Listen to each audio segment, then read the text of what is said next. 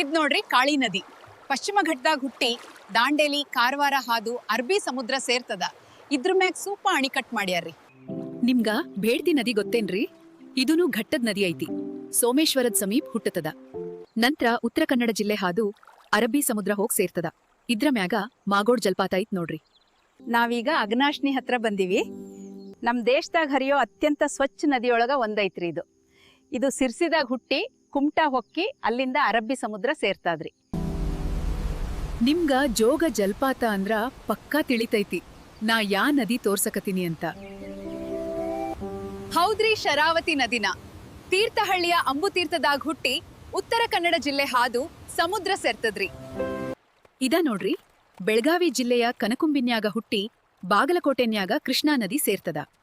ಅಂದ್ರ ಕೃಷ್ಣಾ ನದಿಗ್ ಉಪನದಿ. ಗೊತ್ತಾಗಿಲ್ಲೇನ್ರಿ? ಅದರಿ ಮಲಪ್ರಭಾ ನದಿ. ಮತ್ತ ಗೋಕಾಕ್ನಾಗ್ ಬಾರಿ ನೆರಿ ತರೋ ಈ ನದಿ ಘಟಪ್ರಭಾ ಐತ್ರಿ. ಮಹಾರಾಷ್ಟ್ರದಾಗ ಹುಟ್ಟಿ ಬೆಳಗಾವಿ ಗೋಕಾಕ್ನಾಗ್ ಸುತ್ತಿ ಕೃಷ್ಣಾ ನದಿ ಸೇರ್ತೈತಿ. ಕೃಷ್ಣಾ ನದಿ ಬಗ್ಗಂತ್ರು ನಾ ಏನ್ ಹೇಳ್ದ ಬೇಡ, ನಿಮ್ಗೆಲ್ಲಾ ತಿಳಿದೈತಿ. ಮತ್ತೇನ್ ನೋಡಾಕತ್ತೀರಿ? ಜಲ್ದಿ ಕಾಮೆಂಟ್ ಮಾಡ್ರಿ.